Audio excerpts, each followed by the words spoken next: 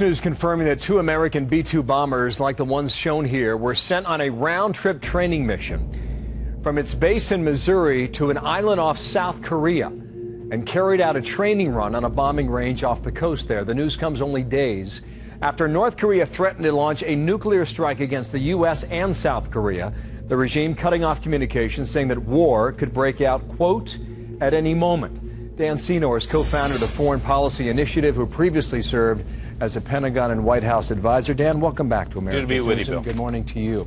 What are we to make of all the moving parts on this story now? Well, you have obviously a new leader in North Korea who's being even more provocative than his predecessor. I think a general sense that the U.S. posture to the region has been weaker, and capitalizing on that. I think we should be concerned. The North Korean regime has said in the past, has communicated that it believes its buildup of its nuclear capabilities, as well as building up its conventional capabilities to pose a real threat to South Korea, has always been indispensable, if you will, to its survival. And I think you're seeing a lot of that play out. There's this town, this joint industrial park in a town right on the border between North and South Korea, where it's one of the few places, if not the only place, where you have North Korean workers and South Korean workers working day in, day out.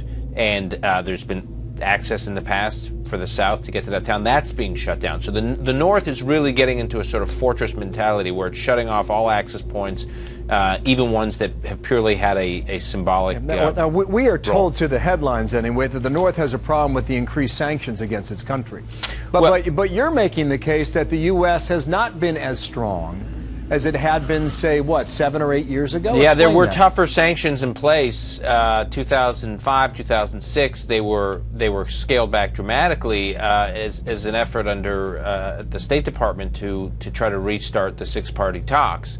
And so the really tough sanctions were pulled back. Now, there are some sanctions in place by the UN that have had moderate impact, but not the sort of severe impact that we'd hoped they'd have.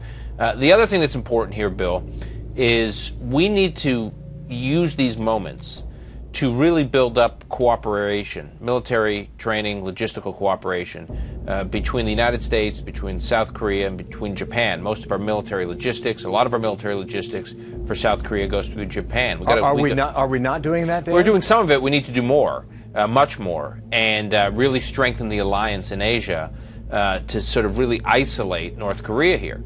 And then there's a lot we could be doing with regard to China. I mean, China, at the end of the day, has enormous leverage over North Korea, and we need to ask real questions about whether or not China is doing all it can to really help suffocate. I think these are all fair points, Dan. I think we've argued them over the past several years again and again and again. Now, with regard to these interceptors, we just showed an animation. The Obama administration has changed course. They're going to move more interceptors to the western coast of the United States. But they will not be in place until what, 2017? Yeah, there were 30 interceptors. There was going to be increased to 41 in early 2009. The Pentagon announced that those interceptors, the expansion of the interceptors, would be cut. They've now recently announced that they will reactivate them. They will set them up. But your point is a fair one. It's going to take some time, and given the increasingly bellicose rhetoric coming out of North Korea's new leader, combined with some of these actions they're taking, it's worrisome that these interceptors won't be up sooner. Again, I think there are a lot of steps we can take to isolate the regime and do more to try to suffocate the regime, particularly working closely with our allies in the region. But this announcement of the new interceptors, it's important that it was announced. It's important that we're reactivating them. We should have done them sooner for the precise reason you say, in terms of just the time delay. Just one more point on this, and it's a big point, but I want to put a fine point on it. You know, when you read headlines like these, and if one side makes a mistake, who knows what happens after that? Do you think we're at that point, the possibility of war started by North Korea? I don't want to overstate things or be inflammatory. I do not believe we are on the cusp of war. What I do think, however, Bill, is in this kind of situation when tensions get hot and there's a breakdown in communication, which it seems to be, there's at least based on the public source information, it appears to be some kind of breakdown in communication and assertively being pursued, an assertive breakdown in communication by the North.